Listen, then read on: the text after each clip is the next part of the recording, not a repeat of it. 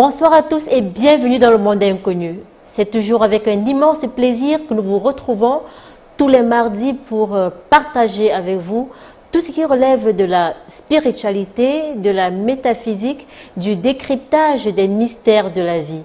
Au programme ce soir, vous aurez la chronique qui va se faire en deux parties, la réflexion et l'évocation, la page pratique. Vous avez également la possibilité de participer à cette émission en nous envoyant les messages au numéro qui va s'afficher au bas de votre écran.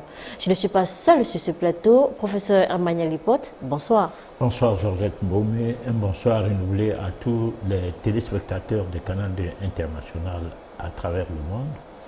Et puis à tous les youtubeurs, ceux qui nous suivent sur YouTube, qui n'ont pas la possibilité de nous suivre par Canal 2, peut-être parce qu'ils dorment, ou bien ils sont dans une situation d'empêchement. Alors on dit à tous cela merci et une fois de plus bonsoir. D'accord. Nous proposons à nos téléspectateurs la première partie de la chronique qui nous parle des couches de nuit et maladies occultes.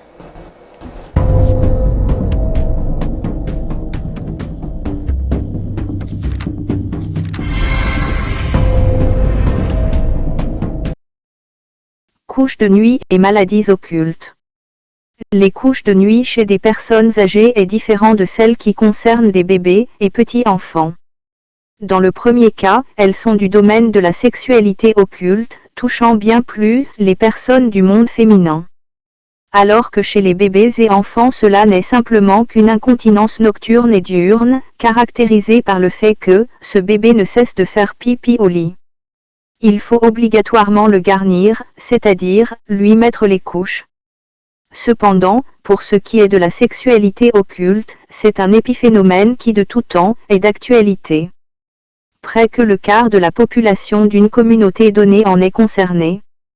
On se plaint à tout moment de cette sexualité d'un autre genre, avec chez certains individus, l'urgence de trouver une solution, voire un traitement, lorsque ces derniers se retrouvent dans un état des psychoses de toutes sortes.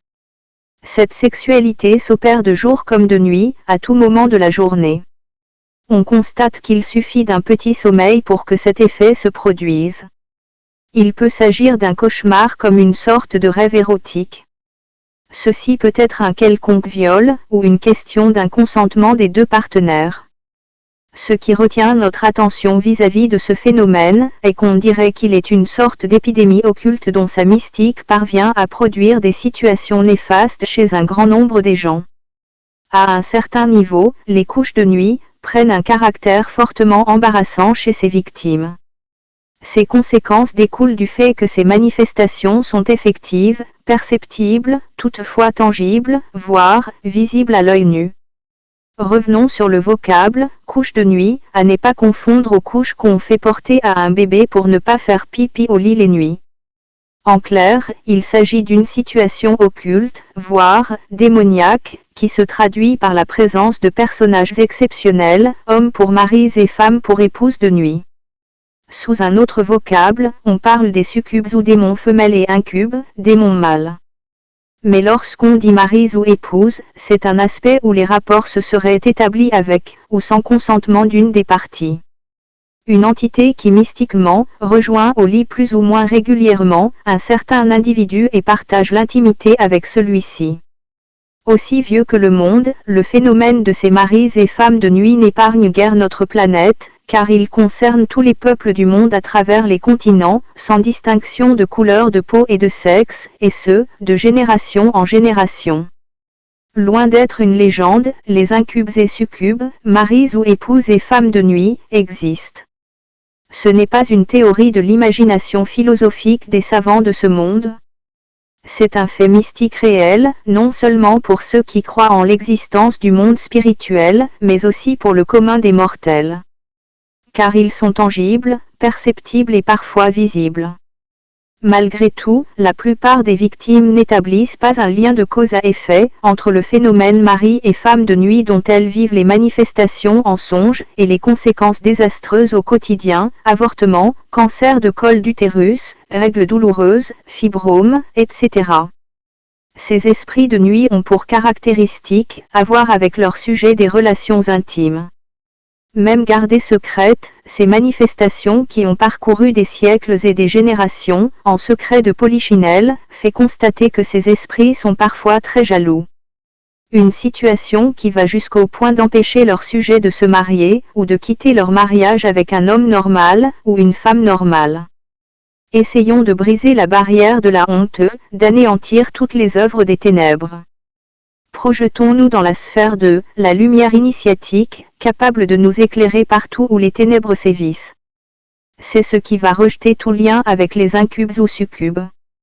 Certes, que la mystique de ces manœuvres occultes de qui que ce soit n'auront point d'effet sur vous. Résultat, pour nous, le grand mal de toujours qui soit contre notre monde est le fait de ne jamais permettre à un peuple de bénéficier de l'éducation initiatique. Car celui-ci est plutôt privé de la connaissance divine. Pourtant, ne dit-on pas que vous connaîtrez la vérité et la vérité vous affranchira. Professeur Herman Yaglipot, pouvez-vous nous parler de l'origine des couches de nuit?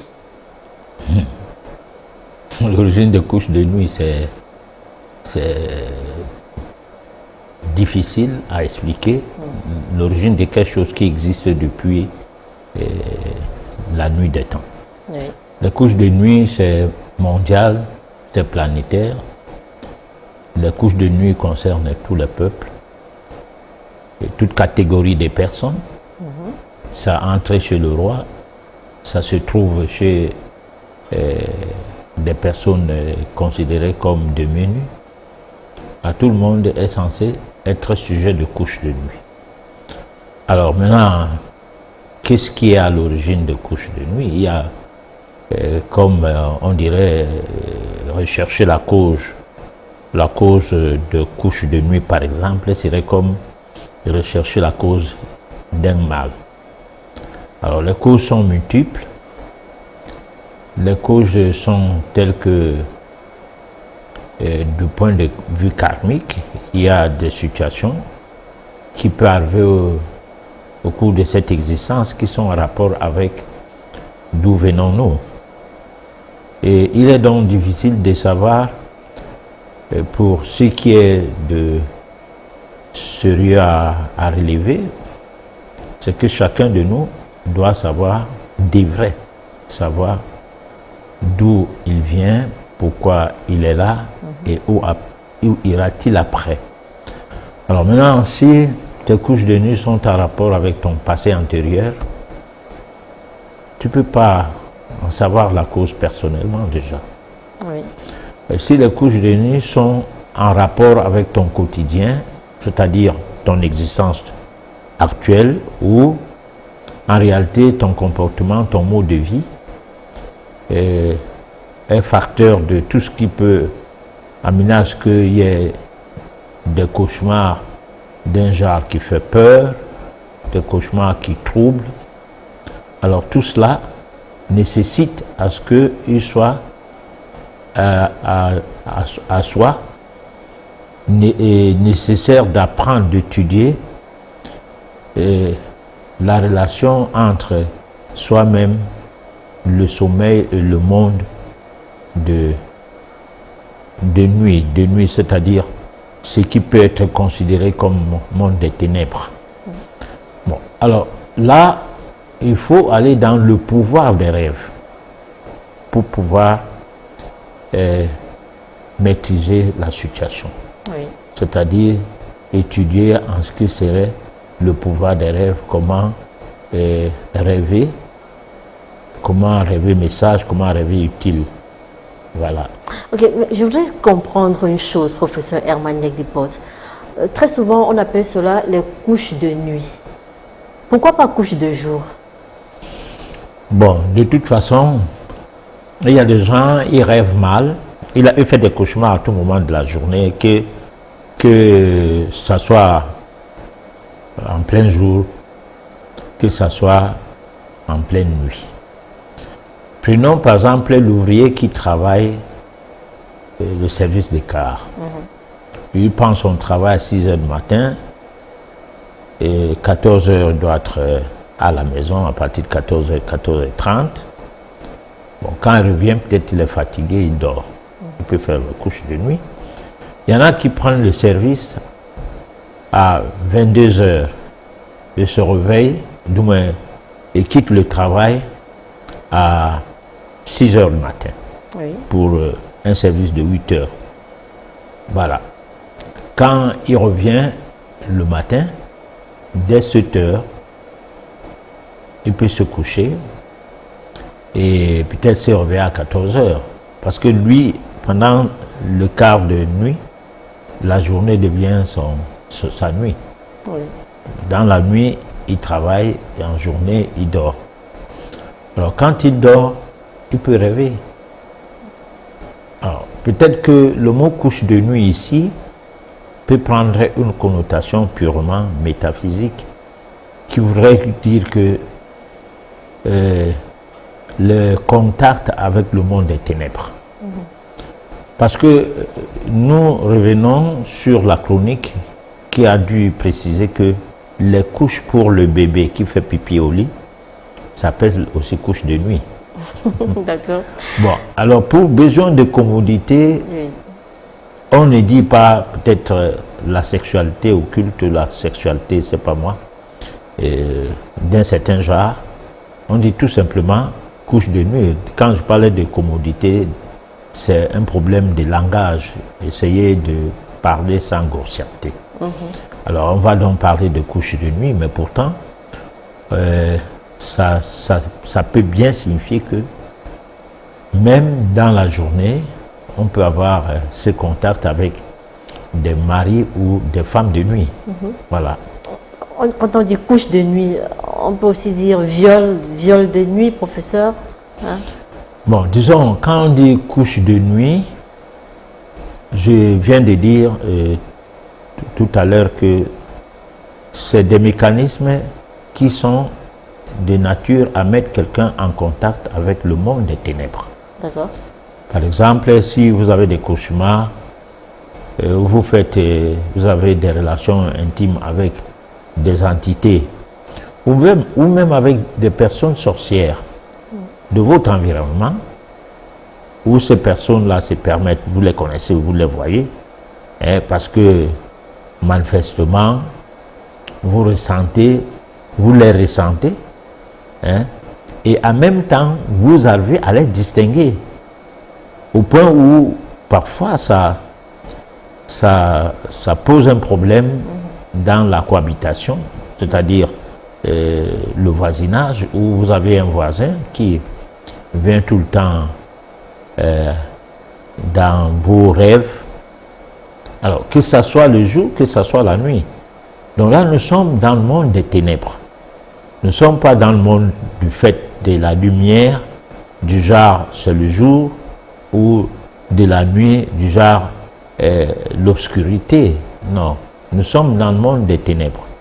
Alors les couches de nuit ici, c'est du point de vue métaphysique, je le répète, c'est être en contact avec le monde des ténèbres et mener des actions ou des actes avec des entités d'une certaine catégorie.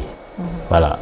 Professeur Hermaniek Dipote, quelle est la différence entre un rêve érotique et les couches de nuit? Il y a une différence. Les rêves érotiques, c'est le fait de penser à une personne qu'on aime et qu'on aimerait même bien partager l'intimité, quand bien même on l'a déjà fait ou alors on ne l'a pas encore fait. Parce que là, que ce soit une femme, que ce soit un homme, qui se retrouve dans ces rêves-là, ça se traduit comme, on dirait bien, tu as raison de rêver. Si par exemple, vous avez besoin d'un homme, mais qui ne se rend pas compte que vous existez, du genre à vous prendre dans ses bras, et qu'un jour vous commencez à vous échanger, mais que ça passe de l'autre côté. C'est surtout les femmes qui ont l'habitude de le faire, de le dire. hein, qu'il n'est pas, vous n'avez pas tort de rêver. C'est-à-dire, ce que tu attends de moi, tu n'auras pas. Tu n'auras pas ça. Alors, dans les contacts qui sont de nature à vouloir être avec une personne peuvent passer par le fait d'avoir pensé à la personne avant de dormir. Et fortement, jusqu'à toucher certaines parties de son corps. Et c'est normal que cela se réalise en termes d'une intimité, même parfois, même partagée, jusqu'à se réveiller tant comme temps. Et après le réveil total, qu'on se rend compte que maintenant c'était le rêve, qu'on est un peu embêté. Voilà. D'accord.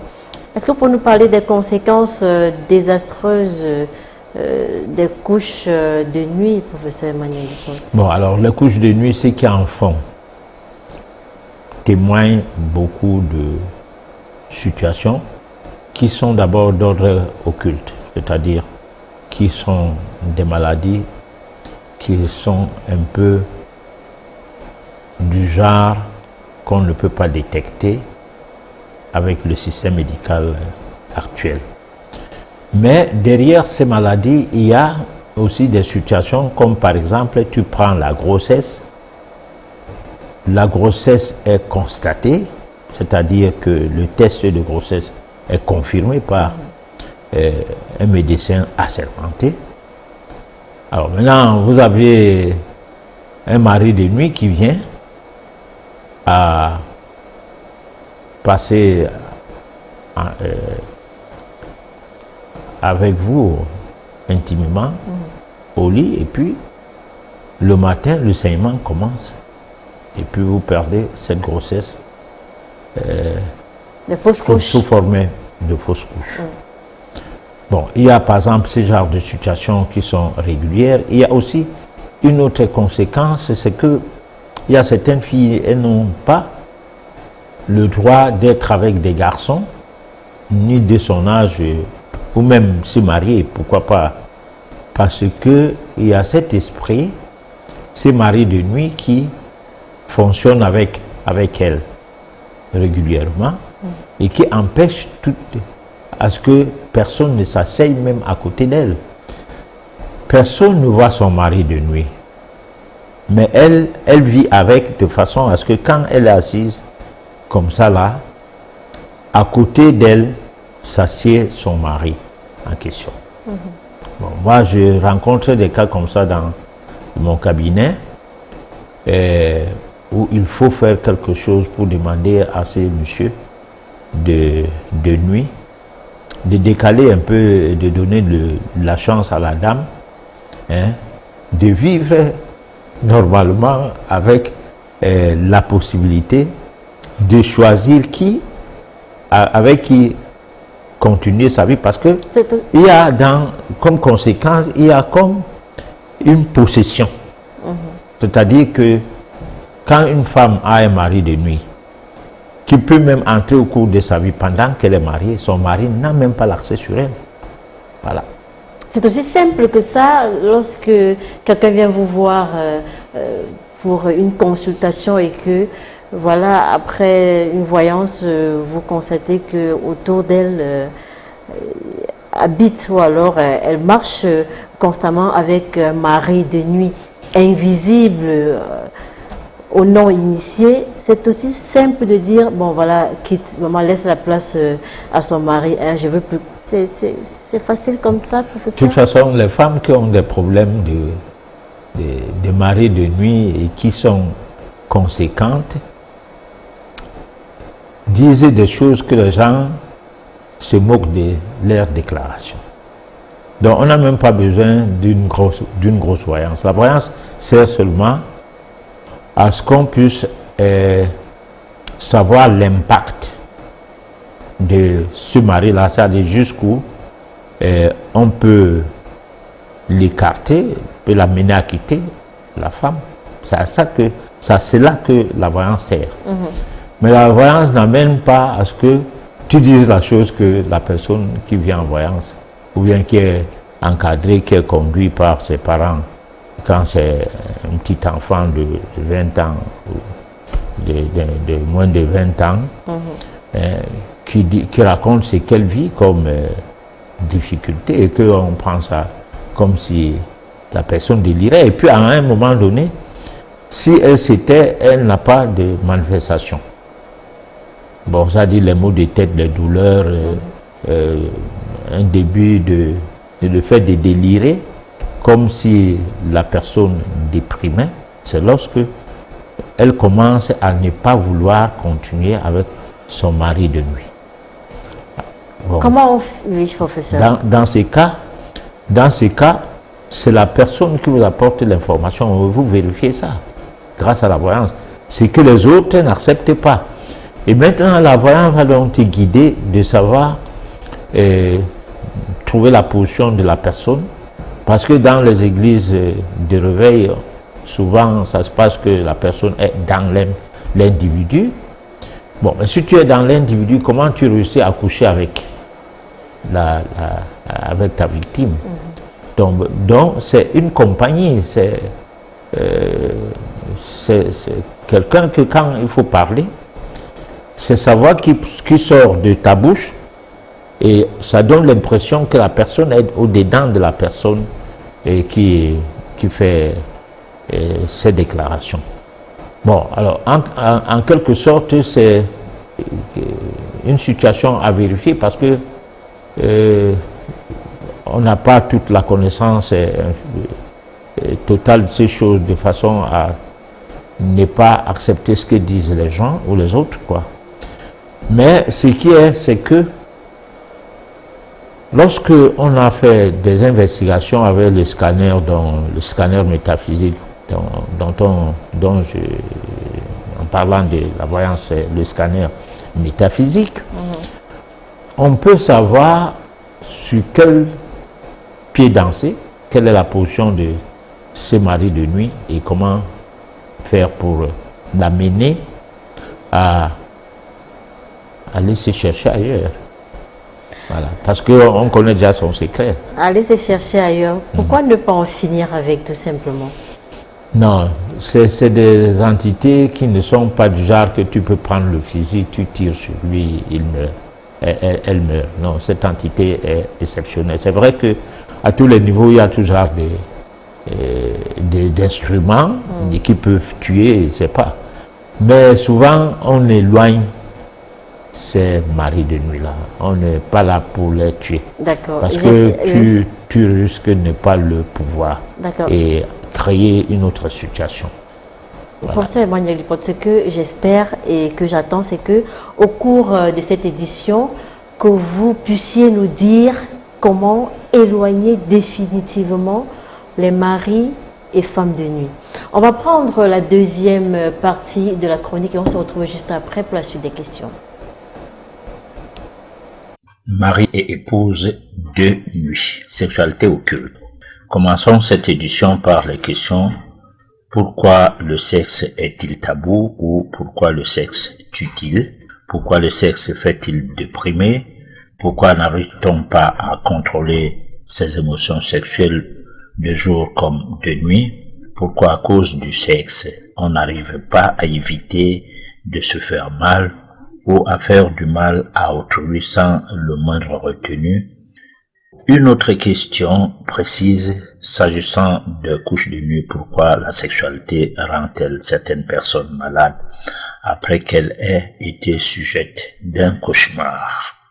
Pour répondre à toutes ces questions, surtout la dernière, cela ne saurait être chose facile. Ceci permet quand même d'ouvrir une brèche sur la sexualité occulte. D'abord, c'est pour dire qu'il est question d'une sexualité négative qu'on taxerait d'ailleurs de démoniaque suivant certaines considérations. En règle générale, les cauchemars portés sur les repas de nuit et surtout les couches de nuit se traduisent en deux phénomènes très récurrents. En principe, de tels rêves provoquent à tort ou à raison une psychose. À tort parce qu'il peut s'avérer qu'il n'y a rien d'occulte dans cela. mais n'empêche que la peur s'installe. Dans la plupart des cas, à raison, il peut s'agir d'une situation de sorcellerie purement et simplement, une manière d'acter la haine et ou la jalousie avec pour seul but nuire à autrui. En dehors de tels phénomènes, il y a des moments où les esprits malins visibles ou invisibles peuvent entrer en scène sous l'impulsion, oui ou non, de la sorcellerie. Les effets de tels actes réussissent grâce aux pratiques de la magie noire qui obéissent à un système d'envoûtement propre au cauchemar, une sorte de méthode d'attaque diligentée contre un individu donné. Il s'agit d'un genre d'envoûtement qui cadre avec certains procédés.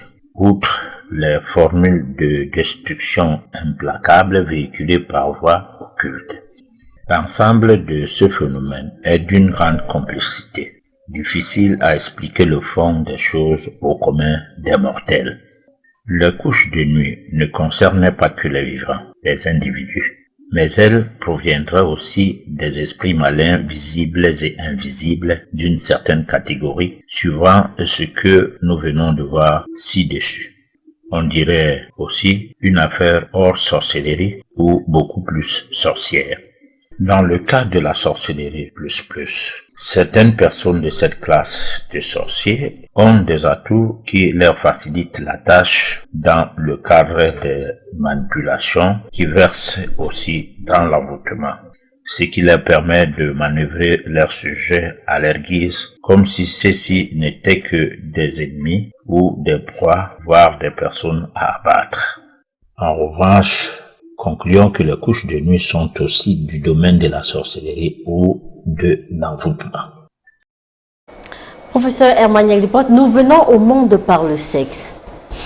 Le sexe devrait être un moment de plaisir. Pourquoi tant de mystères autour de cela? Mais le mystère même, c'est que nous venons au monde par le sexe. C'est même un mystère déjà. C'est un mystère parce que il faut maîtriser le sexe pour maîtriser son retour dans l'au-delà, afin peut-être revenir, parce qu'on n'est pas obligé de revenir. On peut, après un temps, atteindre un niveau où on devient un hiérophant, où on devient quelqu'un qui n'incarne plus. Alors, maintenant, pour atteindre ce niveau où on va habiter le corps de la gloire, ça nécessite beaucoup d'années de travail initiatique. Donc, c'est quelque chose qu'on s'engage à faire. Ce n'est pas une histoire de prière pour résoudre ces problèmes existentiels. C'est un engagement qui voudrait qu'on fonctionne comme une personne qui sait bien que la finalité de l'être humain sur la terre n'est pas de naître, vivre, mourir. Non. L'être humain est sur la terre pour accomplir une mission. Sa mission peut être positive, c'est-à-dire portée sur la base de la lumière, et cette mission va amener à ce qu'il édifie sa collectivité. Cette mission peut être aussi une mission de rédemption. C'est pourquoi on parlait des personnages comme Jésus. Cette mission peut être une mission où on se sacrifie pour la transformation de la société. Et là, ça prend plusieurs connotations. Il y a deux fois, on rencontrait ça sur des personnes qui font dans l'humour. On rencontrait ça dans les artistes, les musiciens et tout. Parce qu'il y a des gens qui, à partir de leur musique, certaines personnes se recueillent.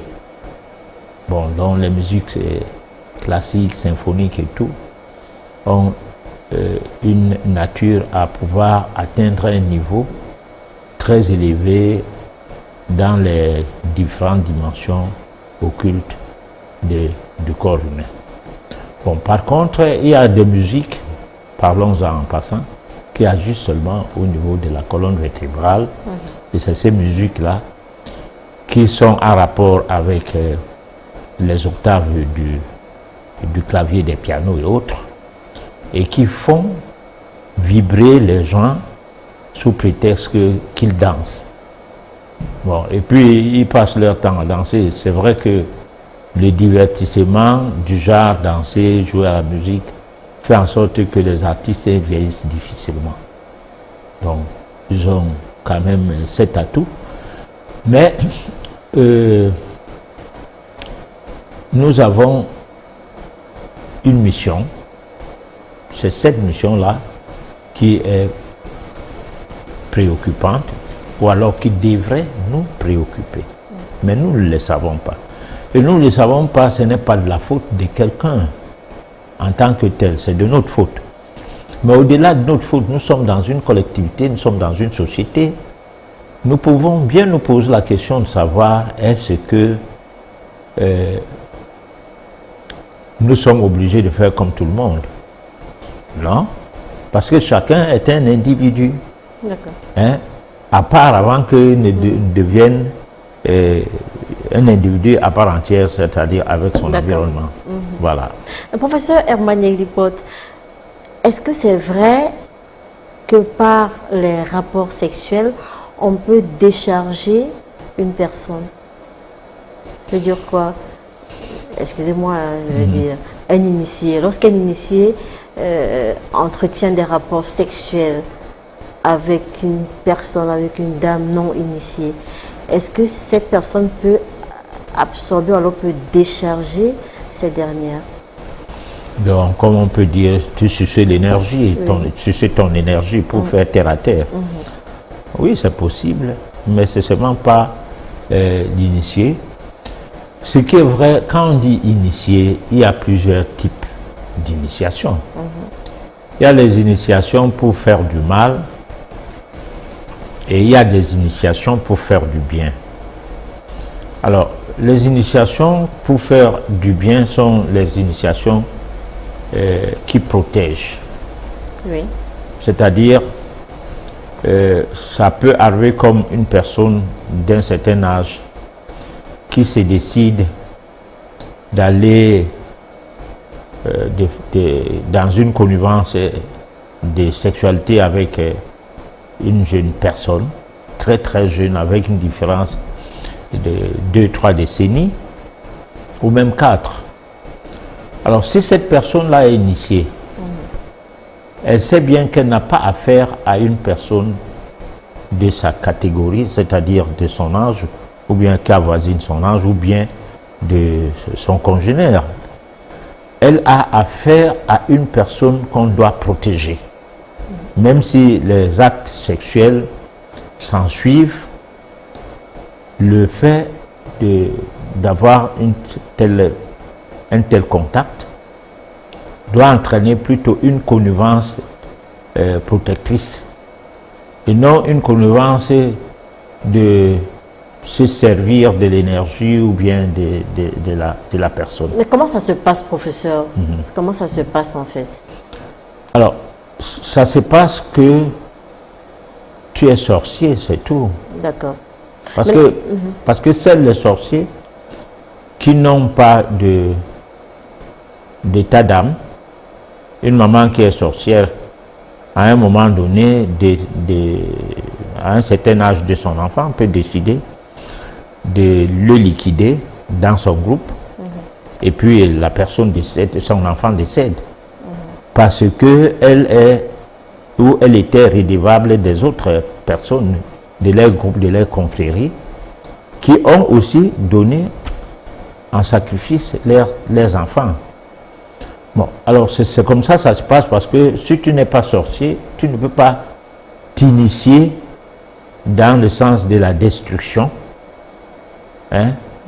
Tu t'inities plutôt dans le sens de l'édification. Voilà. Mais professeur, je voudrais comprendre, comment on fait pour savoir que le monsieur qui vient vers moi est porteur des énergies négatives. Et vice-versa. Lorsqu'on n'est pas motivé, motivé on par quoi? C'est-à-dire, si une jeune fille voit en l'homme un sponsor, un financier, quelqu'un qui doit l'encadrer, quelqu'un à qui elle donne en contrepartie que son corps. Elle est incapable de lui laver les habits, elle ne fait rien pour le monsieur. Hein? Ou bien même, si elle fait des choses que juste pour dire, bon, je ne dois pas rester comme ça, je suis utile à rien. Bon, ou bien prendre qu'elle est utile seulement de part du fait qu'elle met à disposition son corps à l'homme, elle ne pourra pas percevoir ce qu'elle perd dans le contact intime, hein, quand elle est avec l'homme en question. Parce que là, la personne peut donc, en lui faisant l'amour, se déporter en âme et esprit dans son corps, comme pour dire, en dehors de cet acte que je pose là, qu'est-ce que je gagne d'autre sur cette femme? Bon, donc la méthode, la manière, l'état d'esprit va donc faire en sorte que ce que tu viens de dire là maintenant, décharger l'énergie de la jeune fille, ça se produit comme ça. C'est ce qui fait que certaines femmes, à un certain âge, pour avoir été à la disposition des hommes par rapport à l'argent, fanent très rapidement. Elles perdent de leur éclat, elles vieillissent très rapidement et on peut dire qu'elles sont déconstruites. Alors, dans ce cas, c'est elle qui met son énergie à disposition parce que c'est tout ce qu'elle peut donner. Oui. Hein? Bon. Et là, elle ne peut pas ressentir ce qu'elle perd en se comportant comme ça. Même si on lui donne des conseils, ça ne va pas fonctionner. Voilà. Mais comment elle peut faire pour récupérer ses énergies, professeur? Là, c'est comment faire pour que une personne qui a vieilli précocement rajeunisse. C'est la question là que tu es en train de me poser. Oui, professeur. En quelque sorte. Oui. Comment faire? Parce que, vous savez, il y a des méthodes, surtout en Afrique et surtout au Cameroun, où le monde féminin se comporte comme des profiteuses. On lui donne des choses, elle ne pose pas la question de savoir, tu me donnes ça pourquoi? Mais elle va vous dire, est-ce que j'en fabrique? Voilà. Est-ce que j'en fabrique? Est-ce que je lui ai demandé? Est-ce que c'est moi qui lui ai demandé de me draguer? Bon, alors, cette question-là, la réponse est que tu es en train de perdre des substances vibratoires de toi progressivement et tu te plonges dans l'abîme. Maintenant, comment sortir de l'abîme? Il est pitoyablement impossible que tu sortes de l'abîme, étant donné que tu ne seras pas à même de regretter de tout le mal que tu as fait contre toi-même, déjà, et contre les gens que tu n'as pas aimés, mais que tu étais supposé les aimer parce que le faire semblant existait dans ta façon de fonctionner. Voilà. Professeur Emmanuel, ce que vous venez de dire, c'est un peu compliqué. Comment ça se fait?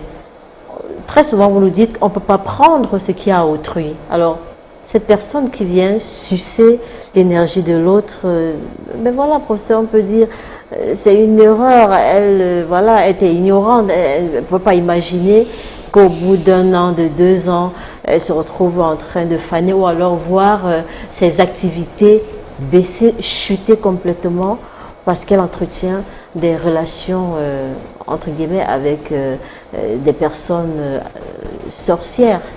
Non. La personne qui peut chercher à être avec une jeune fille dans le but de l'exploiter pratique du vampirisme. Donc c'est ce que moi j'ai parlé. Pourquoi vous dites toujours jeune fille? Les personnes à âge égal ne peuvent pas... Non, le véritable problème c'est qu'une femme, quand elle a atteint un certain âge, elle est très avertie. Parce qu'elle aussi est... La science commence par l'observation, l'expérimentation et les résultats. Donc, tout être humain qui est sérieux est scientifique. D'accord.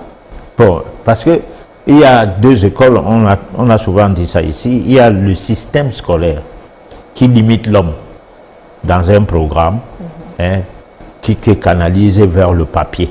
Dès que tu as le papier là, c'est fini. Tu es plus sage, tu es suffisant. D'accord, pour revenir bon, mais maintenant, l'école de la vie qui donne des bases, la science fondamentale et tout, fait en sorte qu'une femme, je suis en train de répondre à ta question, fait en sorte qu'une femme qui a 50 ans et qui sort avec un homme qui a 55 ans, bon, la femme là est plus expérimentée que l'homme là.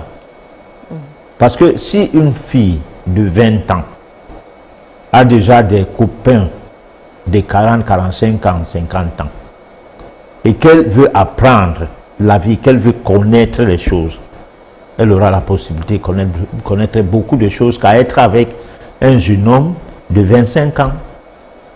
Parce que le jeune homme, c'est 25 ans, on ne parlait que du sexe. On ne parlait que de choses superficielles. Bon, sauf que ce qui est mauvais pour des personnes âgées, parce qu'il ne faut pas défendre une cause perdue, c'est la possession. Bon, quand une personne d'un certain âge avec une jeune fille, elle sait que la jeune fille en question, elle a pour exploiter ses avoirs. Professeur Herman Yaglipote, si vous permettez, vraiment, comment récupérer ces énergies? Parce que c'est pas toujours... Est-ce que c'est tout le temps? Vraiment, il y a des personnes âgées qui nous écoutent et je suppose qui vivent vraiment le parfait amour avec leur femme de 20 ans, ou alors de 25 ans, professeur.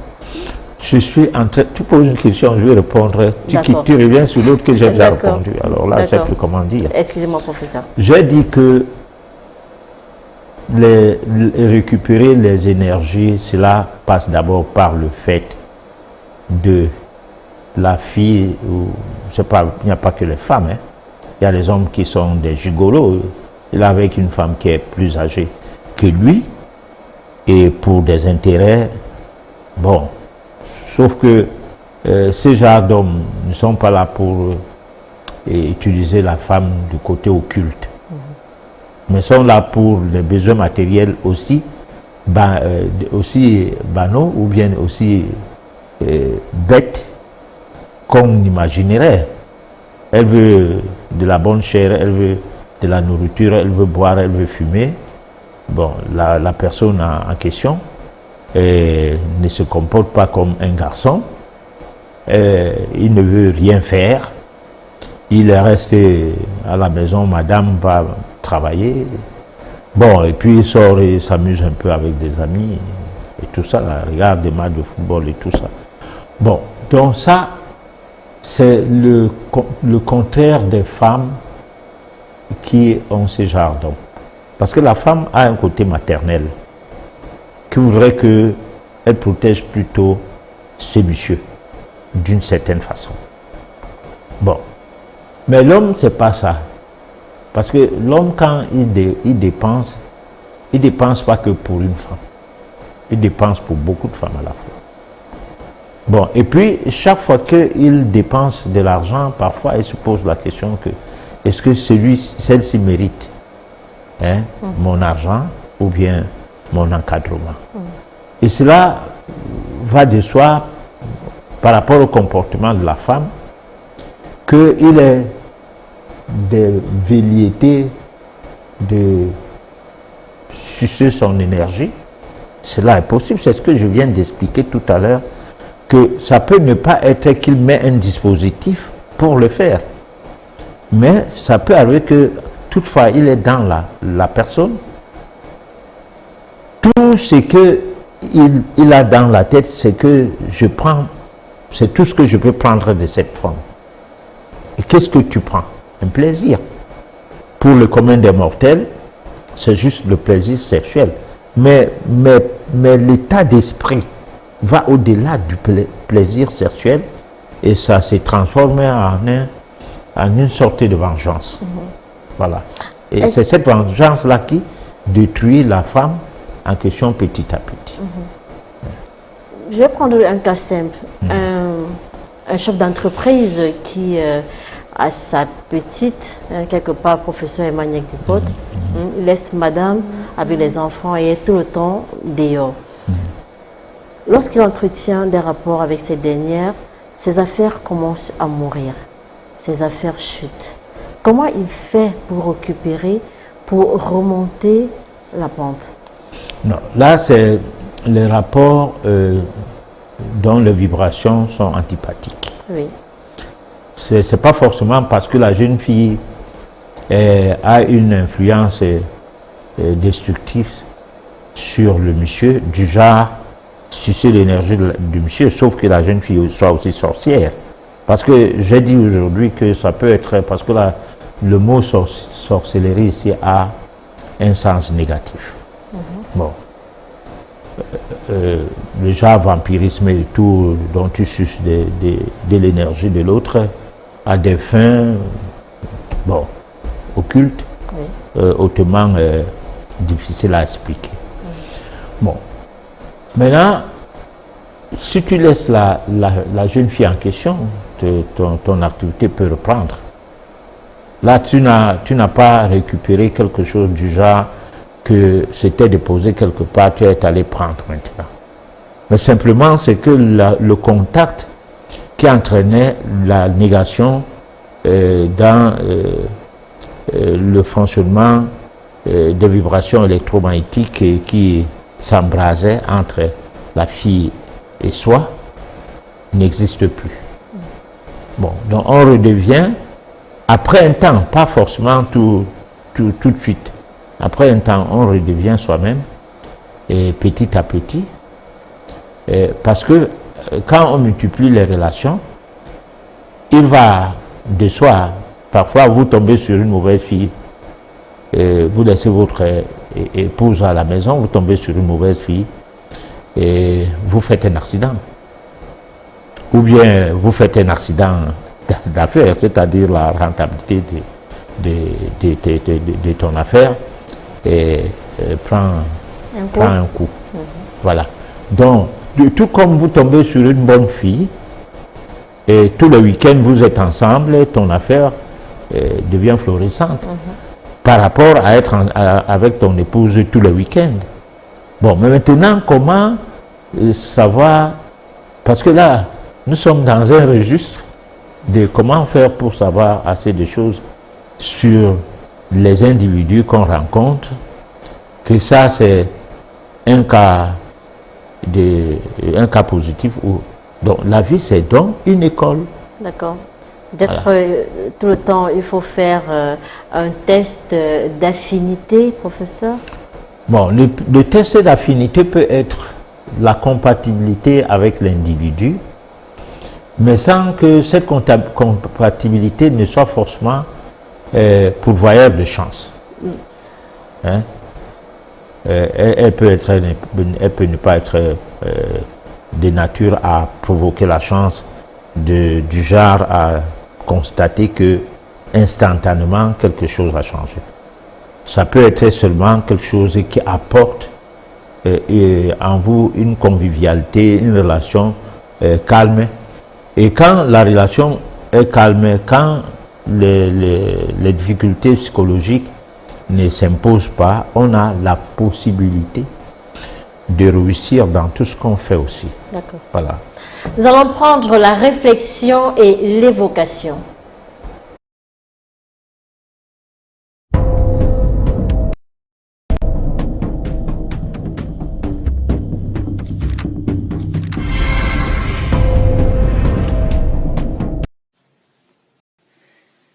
Il nous faut remonter en période assyro-babylonienne pour trouver les fondements du mythe de la première femme, Lilith, cette mère obscure qui, sous diverses apparences, plane à travers l'espace et les rêves des hommes, à la fois séductrice et envoûtante, vampire ou succube, mais toujours effrayante. Dotée d'une image très variée, ce qui nous éclaire sur la notoriété de son caractère de démon. C'est souvent sous les traits d'une superbe femme nue, parée d'une longue chevelure ondoyante, qu'elle est représentée. Une vulve se dessine sur son front, ses jambes prennent la forme de serpents, et pour couronner sa majesté, 2 ailes lui confèrent un aspect prodigieux. Une autre image de Lilith est celle d'une belle femme coiffée d'une tiare, aux pieds et aux ailes d'oiseaux rapaces. Elle est accompagnée d'une lionne et de chouettes. Dans la magie gnostique, c'est vêtue de noir et assise sur le globe de même couleur qu'elle représente une des configurations de la déesse mère, celle-là même qui préside au plaisir charnel. Ses qualités de déesse de l'amour et de la mort en ont fait une divinité très conjurée dans la magie sexuelle. De nombreuses incantations retrouvées dans de vieux ouvrages attestent de sa notoriété. Il est demeuré une invocation à Lilith qui serait le texte délivré en 1592 par une entité inconnue à Sir Edward Kelly, l'assistant de John Dee. Celui-ci lui aurait été donné lors d'une séance de vision astrale. Le nom même de Lilith représenterait les ténèbres, l'obscurité. Layla ou Lavla, c'est la nuit, en conséquence le noir. Parallèlement à de nombreuses vierges noires parentes de Lilith, telles Isis, Kali, Sarah la Noire, Marie l'Égyptienne, les lieux de culte étaient bien souvent établis sur l'emplacement d'anciens sites initiatiques. Nous retrouvons là le lien qui unit les anciennes déesses de vie, de mort, de fécondité et de force tellurique, bien antérieures au christianisme. Il est vrai que le noir effraie. Nous entrons dans le monde obscur, cependant étudié sous un angle plus symbolique. Nous devons admettre que le noir est indubitablement l'emblème d'une science secrète.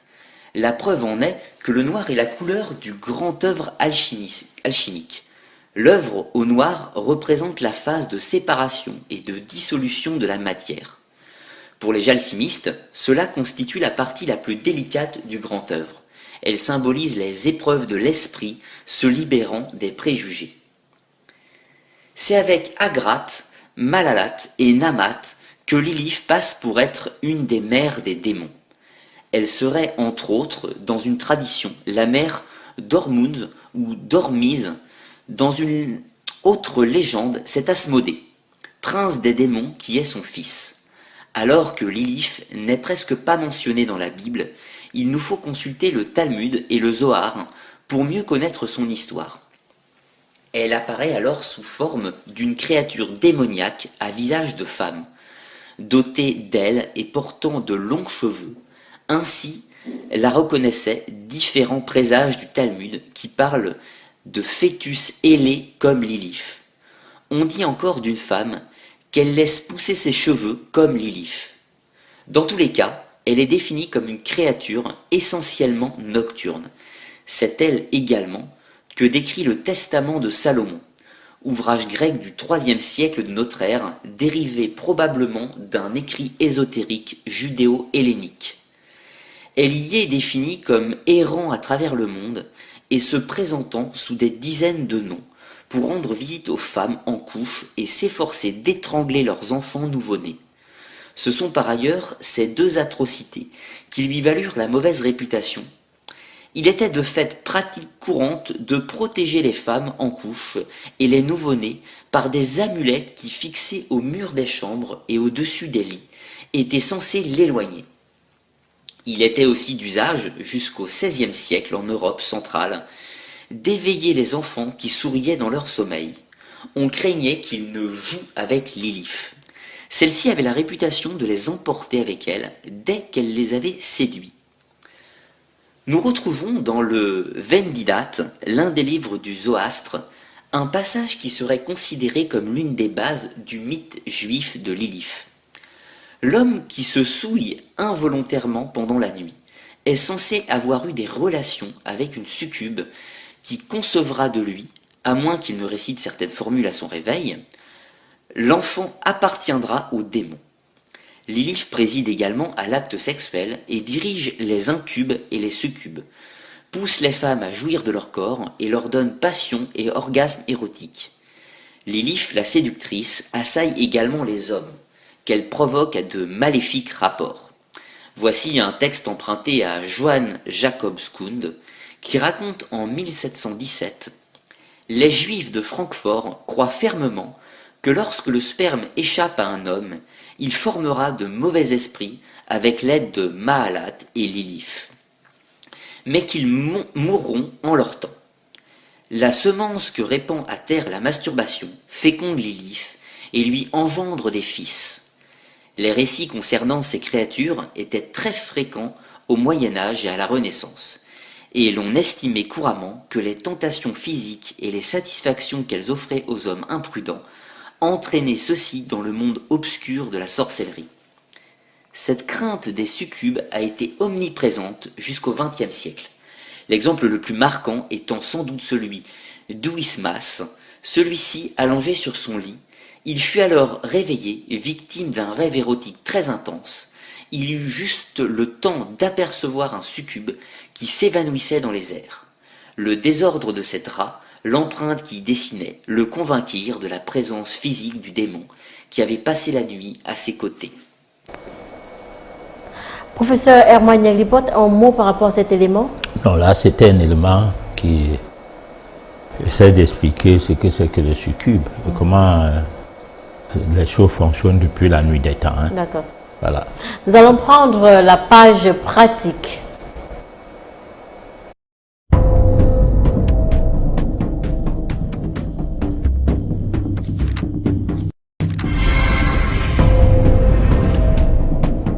Jésus n'aime aucun Chinois, car non seulement on trouve très peu d'églises en Chine, mais les autorités chinoises ont fait démolir plusieurs d'entre elles. Elles continuent d'ailleurs à poursuivre les démolitions d'églises.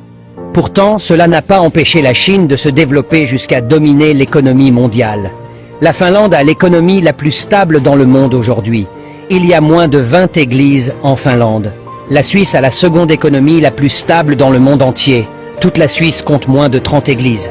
Le Danemark est la troisième économie la plus stable au monde. Il y a environ 23 églises au Danemark.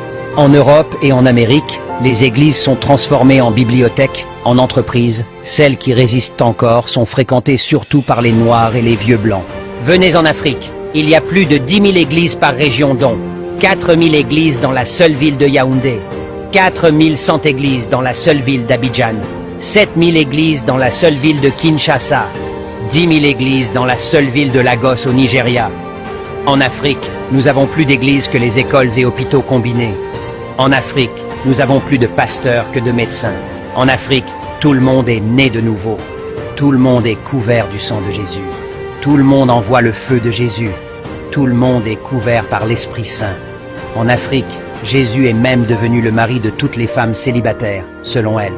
Cependant, aucune de ces prétentions ne reflète l'élévation morale que nous espérons dans la société africaine. Nous, les Africains, sommes parmi les plus paresseux, les plus trompeurs, les plus corrompus, les plus hypocrites, les plus haineux, avec les hommes les plus infidèles de la planète, avec tout notre Jésus et l'Esprit Saint. Professeur Herman Yaglipot, juste envie de savoir si vous avez un commentaire à faire. Non. Non, d'accord. Chers téléspectateurs, c'est votre moment. Vos messages sont attendus au numéro qui s'affiche au bas de l'écran. On va prendre le SOS téléspectateur.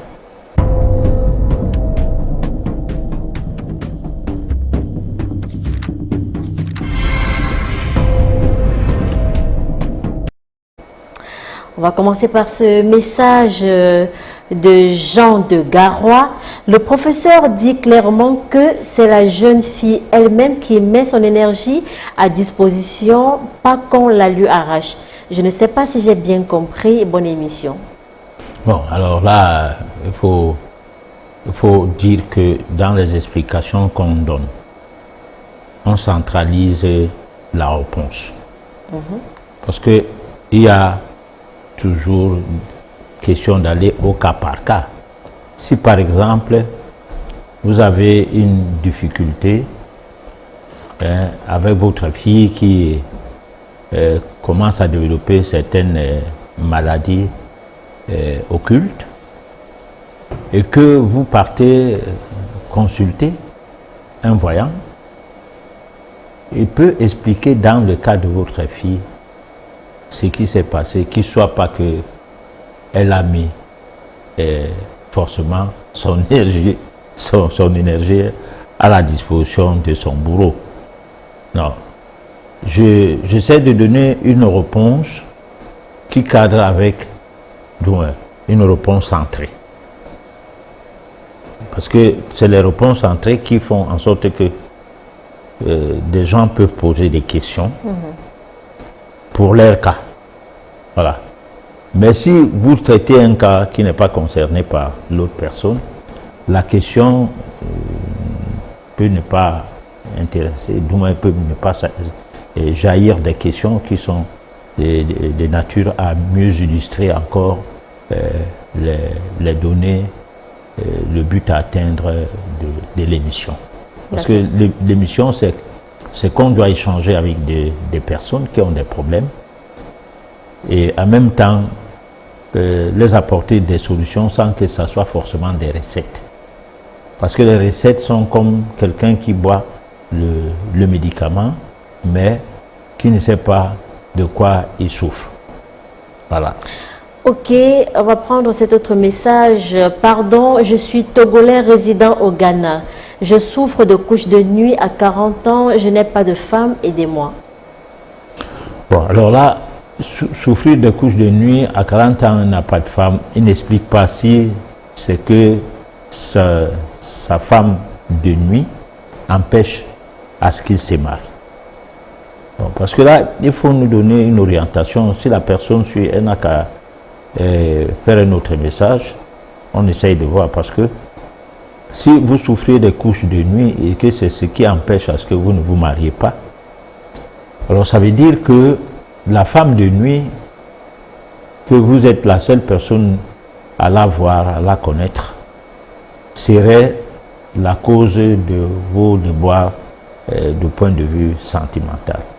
Cependant, s'il n'y a pas les possibilités de bien préciser si c'est à cela que c'est cela la cause, bon, alors on ne saura pas comment l'aider. Voilà. Ok, comment connaître que tu as un mari de nuit? Mais tu rêves. C'est ça le véritable problème. Au cas où tu ne vis pas avec ton mari de nuit, parce que j'ai dit aujourd'hui que le mari de nuit, c'est une entité des ténèbres qu'on ne voit pas. Personne ne voit sauf la personne qui est mariée à ces maris de nuit-là. Cependant, la personne s'assoit côte à côte avec toi, même dans le bus, même dans l'avion. Vous êtes ensemble. Bon, la personne en question n'a pas payé le billet d'avion, mais a voyagé avec toi. Bon, et toi, tu sais que je ne suis pas seul. Et puis, cette personne peut te défendre, même sur des aspects physiques, au point où quelqu'un peut se mettre dans une posture à vouloir vous taper. Bon, c'est son bras qui va taper la personne, là, c'est pas ton bras, mais ça sera comme si c'est toi qui es en train de bagarrer. Et la personne aura un coup violent jusqu'à se poser la question que mais cette petite fille-là a quel genre de force à pouvoir me donner un coup si violent. Voilà, parce que cette personne-là, c'est elle qui va maintenant agir, ton mari de nuit qui va agir. Partout où tu es, dans tout lieu, tu seras avec lui, et sans que personne ne voie ton mari en question. Bon, maintenant, quant à répondre à une question, comment savoir qu'on a un mari ou une femme de nuit, ça veut dire que ça ne relève pas de ce que nous parlons, parce que nous parlons des cauchemars, des rêves, des choses qui permettent à ce que ça rend tangible, ne serait-ce qu'en termes de songe. Hein, le fait que tu as été courtiser ou bien côtoyer. Voilà. D'accord. On va prendre ce message de Patrice Akono depuis Yaoundé. C'est une occasion en or pour moi de vivre cette émission à travers mon écran. Alors, je voudrais poser la question de savoir ce que ça signifie de rêver. Veuillez éviter d'appeler. Les appels se font hors antenne, s'il vous plaît. Je voudrais poser la question de savoir ce que ça signifie de rêver qu'on est en train de passer à l'intimité avec une amie simple. Mais pendant l'acte, on découvre que celle-ci a plutôt une partie génitale masculine et on se retrouve à sucer cette partie sur la demande de l'ami. Oui, bon, mais là, c'est un rêve érotique d'homosexualité. Je ne sais pas si c'est l'ami qu'on rêve. On est en train de vivre un aspect des choses comme si c'est quelqu'un qu'on connaît. Ou bien on rêve juste que c'est un ami imaginaire. Nous sommes encore là. Les personnes doivent poser des questions. C'est nous qui avons bien voulu choisir ces thèmes, donc on est obligé de répondre à toutes les questions. D'accord. On prend ce message de Fadal depuis Etoudi. Le professeur est vraiment un expert car il ressort la réalité des faits et c'est important de savoir sur la réalité, surtout pour des femmes. Professeur Herman Yaglipote, est-ce que vous faites les voyances à distance? C'est Joanne qui nous envoie ce message. Oui. La voyance va dans le cadre de ce qu'on dit en métaphysique. Il n'y a pas de distance, il n'y a pas de temps, il n'y a pas d'espace en métaphysique. C'est-à-dire le temps, l'espace n'existe pas.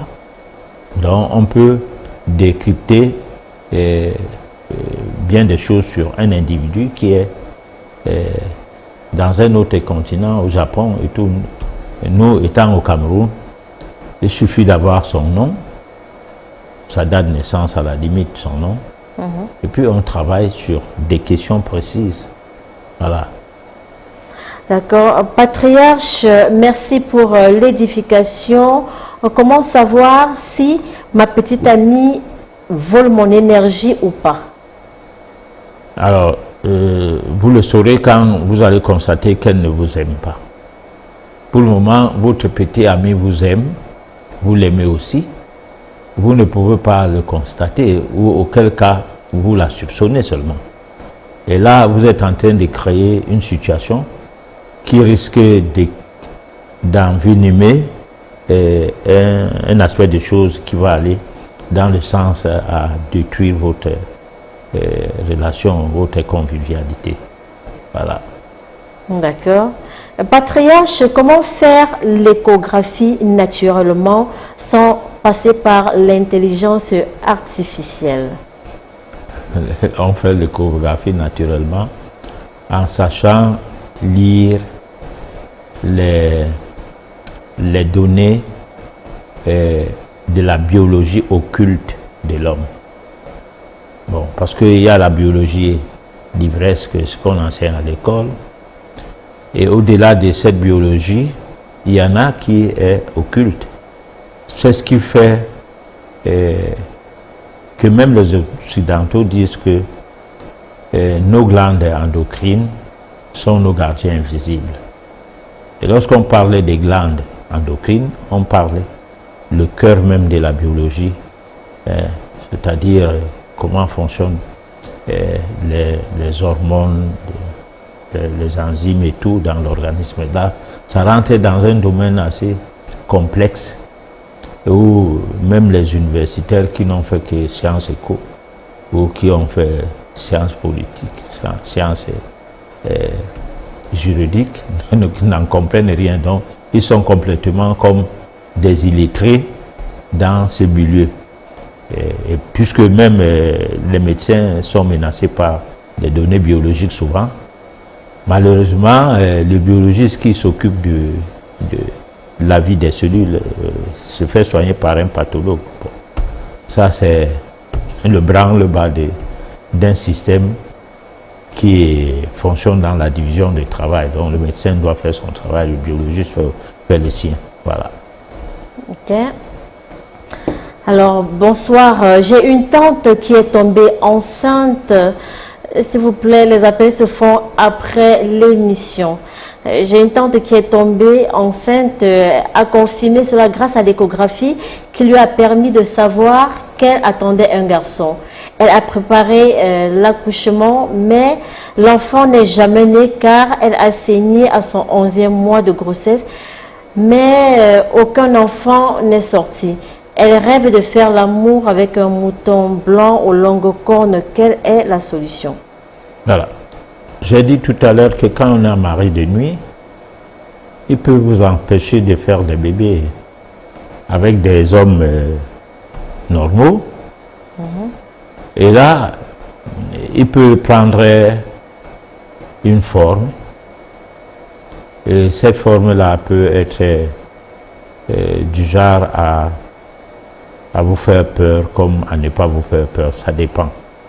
Bon, donc il y a plein de difficultés à vouloir expliquer des choses qu'on n'a pas décryptées. Simplement parce que il faut parfois demander à ce que ce mari de nuit-là parte. Et cette demande doit se passer avec la femme sans avoir peur. Parce que si vous avez des rêves qui vous font peur et que ça vous met en situation psychologique où vous aviez les difficultés de vous épanouir, alors il y a un problème. Il y a un problème parce que personne ne pourra agir à votre place tant que ce mari de nuit-là ne soit parti. Voilà. Ok, émission très attendue. J'ai eu un problème il y a plus d'1 an dans un rêve. Et j'ai bien reconnu ce monsieur avec qui je fais une réunion et j'ai eu mal au ventre le lendemain. Et ce monsieur est déjà revenu 3 fois sans plus rien pouvoir faire. Professeur, quelle est la conduite à tenir? Ce monsieur sort avec elle. Là, elle ne précise pas. Non. Juste un rêve. Est-ce que dans le rêve, ils ont sorti ensemble? Là, je ne sais pas. Et la personne peut appeler hors antenne, professeur? Oui, bon, ou bien la personne peut toujours revenir et reposer. Parce qu'il faut que les gens qui posent des questions précises. Que de raconter une histoire au risque de ne pas... Parce que les SMS ça gêne. Hein. Ça gêne parce que... Non, ça gêne, c'est écrire. Écrire, ça dérange certaines personnes. Tu peux écrire quelque chose que tu ne voulais pas dire. Ou bien, c'est pas ce que tu voulais dire que tu es en train d'écrire. Bon, dans ces cas, ça embête. Non, il vaut mieux formuler des petites questions qui nécessitent à ce que ça puisse avoir des réponses. Pourquoi? Parce qu'on comprend facilement qu'est-ce que vous voulez savoir. D'accord, professeur. Lorsqu'on rêve qu'on est avec un ami avec qui on fait la même réunion, on rêve pas du tout... Bon, on rêve comment? On rêve qu'on marche ensemble, on mange ensemble, on est en train de causer, parce que nous parlons de mari de nuit. D'accord. Hein? Bon, là, si nous parlons des rêves, tout simplement, là, je vais mettre dans une posture où je dois expliquer quelque chose. Mais si je parle des maris de nuit, des personnes qui viennent dans nos rêves pour nous faire l'amour. Donc là, je dois avoir la précision, est-ce que c'est de ça qu'il est question? Je ne dis pas qu'elle est hors sujet. Je dis que je ne comprends pas bien sa question. D'accord. Comment se protéger des couches de nuit? Alors, on a dit qu'il faut mettre barrière à la honte, c'est-à-dire anéantir tout ce qui est des œuvres des ténèbres. Bon, mettre la barrière à la honte, c'est-à-dire il faut en parler. Il faut parler de tes couches de nuit. Et puis, il faut se confier à des personnes susceptibles de vous apporter une aide. Bon. On peut en parler avec son père, si on est une fille. et par rapport à comment c'est son père, parce qu'il y a des papas aussi qui font des couches de nuit à leurs filles. C'est-à-dire du jour comme ça, il ne peut pas demander à faire l'amour avec sa fille, mais la nuit, elle vient, il vient, il se transforme, et puis se transforme en mari de nuit. Bon, là, ces genres de pères sont des personnes qui sucent de l'énergie alors à leurs enfants. Parce que souvent même, certains de ces papas-là vont jusqu'à faire ça avec leurs garçons. Voilà. Donc, comment faire pour faire barrière à tout cela? C'est le mode de vie, c'est le changement de comportement.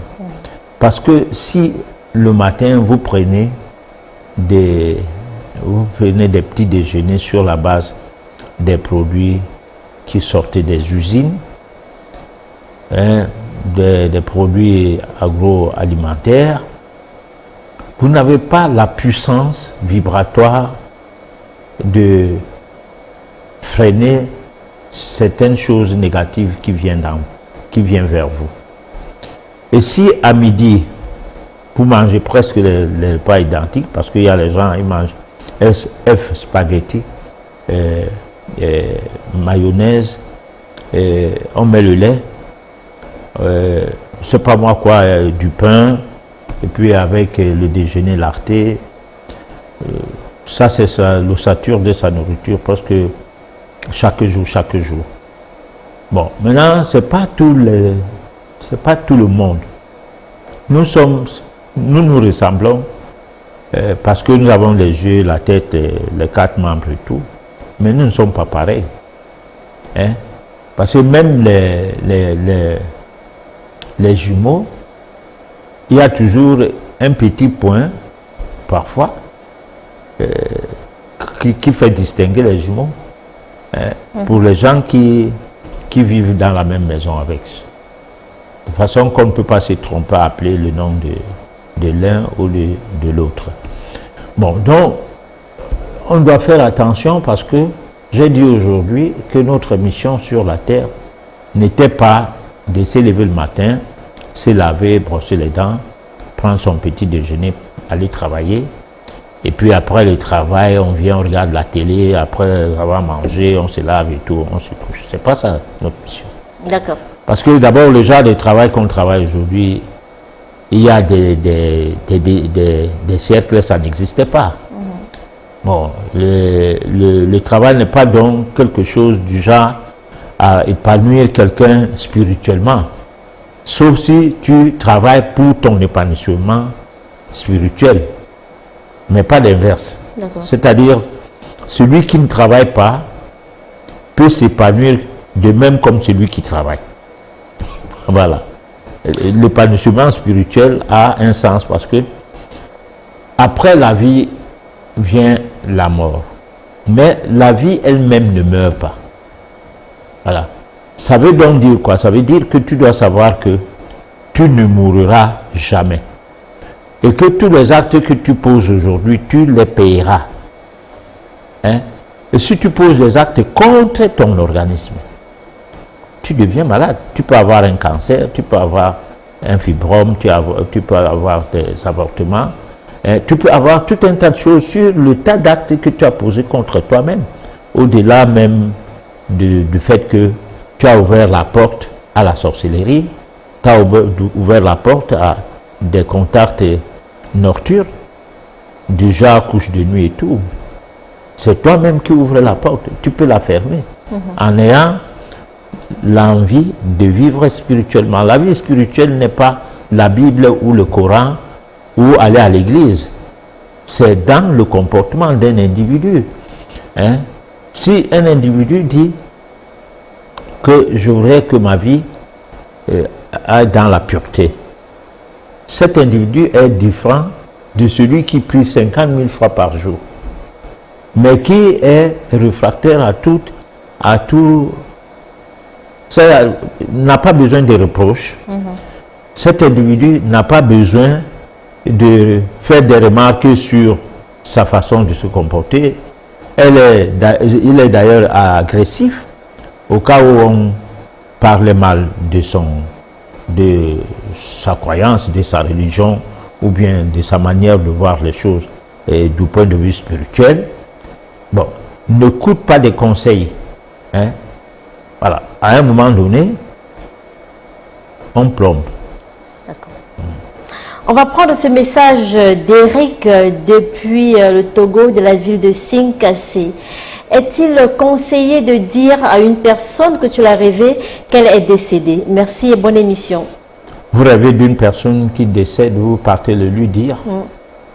Oh. Est-il conseillé? Oh, moi, je crois que souvent, le plus souvent, quand on rêve quelqu'un décédé, la personne ne décède pas. Le plus souvent. Bon, maintenant, comme il y a rêve et rêve, il y a aussi des rêveurs et des rêveurs. Il y a des gens, si vous me permettez cette tournure-là, il y a des gens qui rêvent message. S'ils rêvent que tu vas faire un accident, fais attention, tu vas faire un accident. Bon, donc dans ces cas, est-ce que c'est nécessaire de dire à quelqu'un que j'ai rêvé que tu vas faire un accident? Bon, ou bien tu es décédé. Bon, tu le lui dis, tu as rêvé. D'accord. Alors, ça peut amener à ce que si cette personne-là est posée, elle commence à s'intérioriser petit à petit, comme pour obtenir un message par rapport à ce que tu viens de lui communiquer comme information à partir de ces rêves-là.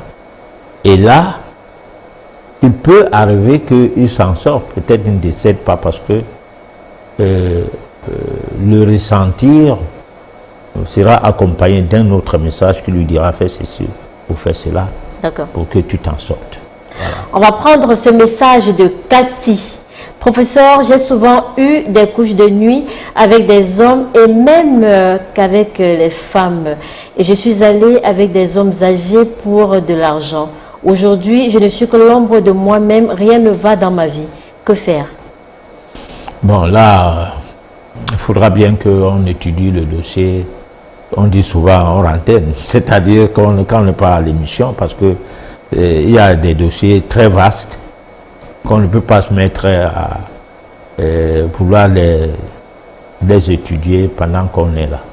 Voilà. Il faut qu'on trouve un cadre pour étudier ce genre de dossier. Avec la complicité de la personne, parce que faut pas que les gens pensent que se disent que ils peuvent nous contacter que pendant que nous sommes à l'émission. L'émission c'est pour tout le monde. Par contre, les cas individuels c'est pas pour tout le monde. Voilà. C'est une chance pour moi de vivre cette émission. Il m'arrive des fois dans le rêve d'avoir des rapports et de me réveiller étant vraiment mouillé de mon spermatozoïde et c'est constant. C'est Bakayoko depuis hier. Comment faire pour rester en contact avec vous, patriarche? S'il vous plaît, appelez après l'émission, s'il vous plaît. Pour rester en contact avec nous, il y a le numéro qui s'affiche à l'écran, en bas de votre écran. Il y a le site internet. Et il y a aussi le numéro qui vous a servi de SMS. Bon, vous pouvez toujours être en contact avec nous, là, il n'y a pas un problème. Bon, merci pour votre marque de confiance, quoi. Ma copine fait des couches de nuit. Est-ce que moi aussi je suis exposée? Non, mais ça ne se contamine pas. C'est le même lit, professeur. Non, non, c'est pas contagieux. Sauf si tu commences à penser à ça. Là, maintenant, tu vas cultiver une situation. Voilà. Si tu penses que, comme ta copine fait les couches de nuit, pourquoi pas toi? Bon, ça va devenir un autre problème. Voilà. Alors, Yannick dit malade depuis Obobogo. Ma question, le démon de nuit peut-il prendre l'apparence d'une petite amie afin d'avoir le rapport sexuel, afin que vous le considérez juste comme la satisfaction d'un fantasme avec votre petite amie? Mais les incubes et les succubes sont les démons. hein, et leur existence étant vraie, il est normal que la question soit répondue que oui. Hein, voilà. Et tout, les incubes, les succubes sont les démons du monde des ténèbres. Voilà. Alors, une autre question. Comment couper les mauvais liens avec des personnes qui nous exploitent? Les personnes qui nous exploitent. Comment couper les mauvais liens? Les mauvais liens, c'est de ne plus être avec ces personnes. Parce que si vous voulez qu'une réponse soit donnée à l'émission, ça veut dire que je sais quel genre de personnes qui vous exploitent, parce que c'est une personne qui écrit, même si elle n'a pas signé son message. C'est une personne qui nous écrit, qui a de mauvais liens avec une personne précise. Et là encore, il faut voir si cette personne n'accuse pas l'autre. Parce qu'on est toujours en train de voir du mal chez les autres. Hein? Jamais sur nous. Donc, c'est pourquoi moi, je ne suis pas très porté à l'instantanéité des recettes. Que dès qu'on dit comment faire ceci, j'ai dit faites cela, non. Parce que moi, je me dis qu'il faut être sûr que tu n'es pas en train de dire une chose. Si tu dis à quelqu'un, prends telle chose, fais comme ça, celui qui pense qu'on l'exploite aussi, va aussi faire la même chose. L'autre, alors que peut-être personne ne vous exploite. Vous êtes en train de faire quelque chose. C'est comme une femme brune qui se maquille encore. Hein? Elle est bien brune, mais elle se maquille. Hein? Pour devenir quoi? Alors c'est ça. Ok. Merci pour cette belle émission. Patriarche, est-il possible d'anéantir une bonne fois pour toutes son partenaire de nuit? Si oui, comment? Non, on ne peut pas anéantir son partenaire de nuit comme ça là. Parce que quand ça commence, vous n'êtes même pas au courant que ça a commencé. Du genre à ce que vous dites que vous lui avez donné votre avis, que oui, bon, faisons du chemin ensemble. Ça dépend des circonstances, qu'est-ce qui a fait que vous soyez en contact avec le partenaire de nuit. Hein? Vous pouvez naître sous l'auspice d'attirer les élémentaux des esprits malins sans que vous le sachiez et sans que ça soit sur de vos parents. Voilà. Alors, j'ai un enfant, quand il dort, il remue son pied comme celle du serpent. Donc, sa partie de la cheville, et c'est depuis son enfance, s'il vous plaît, dites-moi ce que ça signifie. C'est Marius depuis Village. Non. Remue ses pieds comme un serpent, comment? Ses pieds s'allongent ou bien il bouge le pied ou comment? C'est ça. Marius va peut-être nous appeler hors antenne pour nous donner plus d'explications. Professeur Herman Yegliport, nous sommes arrivés au terme de cette édition. Votre mot de fin? Bon, alors, nous remercions des gens qui nous suivent et qui nous permettent d'avoir des thèmes qui corroborent avec leurs attentes. Voilà. Donc, nous restons à votre disposition pour d'autres thèmes encore. Dans l'avenir, on va commencer à vous annoncer les thèmes bien avant, lorsque cela sera possible. Comme ça, vous vous apprêtez au jeu de questions-réponses, quoi. Vous vous apprêtez d'avance parce que vous savez que cette semaine, on va parler de tels sujets. D'accord. Voilà. On va trouver ça même dans la plateforme Afrique Nature, www.afriquenature.cm.net. On va essayer de donner 2-3 jours la possibilité de savoir de quoi sera question mardi prochain. D'accord. Voilà. Merci, professeur Herman Yegliport. Merci à la technique. Merci à vous, à la maison, de nous avoir suivis du début jusqu'à la fin. On espère que vous avez eu un intérêt à nous écouter ce soir. Donnons-nous rendez-vous mardi prochain dès 23h. D'ici là, portez-vous bien.